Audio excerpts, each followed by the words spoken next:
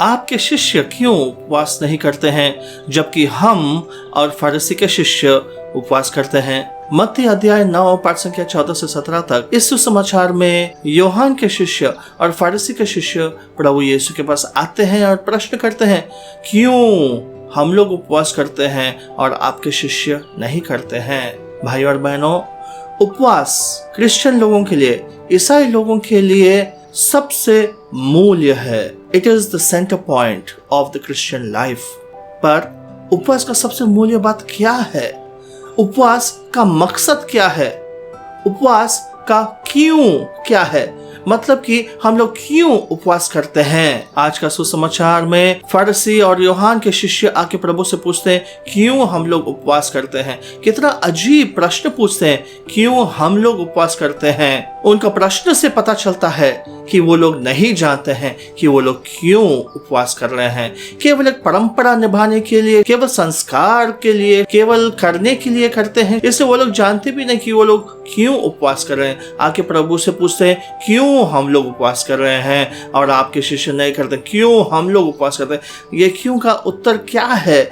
जब उपवास विनती करते हैं तो हम लोग को जानना चाहिए कि हम लोग उपवास क्यों कर रहे हैं। लेकिन आज का सुसमाचार में देखते हैं कि ये लोग जानते ही नहीं कि क्यों उपवास कर रहे हैं। तो उपवास हम लोगों के लिए, हम क्रिश्चियन लोगों के लिए क्या महत्व रखता है। हम लोग जो भी करते हैं, हम लोग जिंदगी को कैसा जीते हैं, ये सब को एक मकसद के साथ करना है। जिंदगी को एक मकसद के साथ जीना है। जब परमेश्वर हमको बनाते हैं, हम लोगों के लिए एक योजना और उद्देश्य भी रचते हैं। यिर्मयाह 29 पद संख्या 11। भाई और बहनों, उपवास केवल हमारे खुद के पापों के लिए नहीं होता है। बहुत बार यही सिखाया जाता है कि हमको उपवास करना है क्योंकि हम लोग पापी लोग हैं। लेकिन प्रभु यीशु एक नयापन लाते हैं, एक नया शिक्षा देते हैं। उपवास केवल हमारे खुद के पापों के लिए नहीं होता है। यीशु इसमें एक ताजगी, एक नयापन, एक धार्मिक शोभा लाते हैं। इसलिए हमारा उपवास का अलग मकसद भी हो सकता है। हम लोग स्वधाग्नि के आत्माओं के लिए उपवास कर सकते हैं। हम लोग पापियों का प्रायश्चित के लिए उपवास कर सकते हैं। हम लोग परिवार और दुनिया में शांति के लिए उपवास कर सकते हैं। हम लोग बीमारों के लिए उपवास कर सकते हैं। हम लोग उनके लिए भी उपवास कर सकते हैं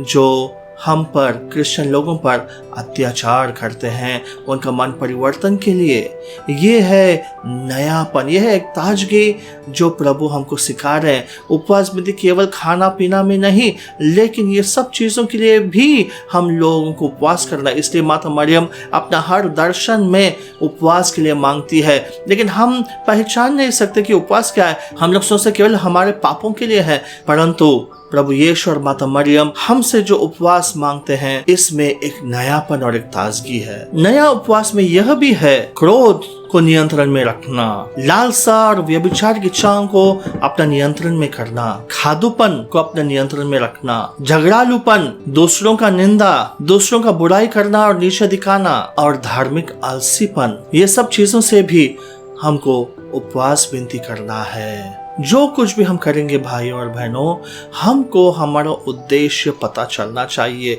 जिस प्रकार का भी उपवास हम लोग कर रहे हैं, हम लोगों को उसका उद्देश्य, उसका कारण, उसका वजह जानना है। क्योंकि ये सब चीज़ों का एक ही उद्देश्य है कि हम लोग प्रभु यीशु के जैसा बने। कहावत है कि जब परमेश्वर मनुष्य को नापता है तो मनुष्य का हृदय को नापता है, उसका दिमाग या मुंडी को नहीं। तो चलो हम सब दिल से प्रभु के लिए जिएंगे, प्रभु के साथ जिएंगे और उपवास करते हुए पवित्र बनेंगे।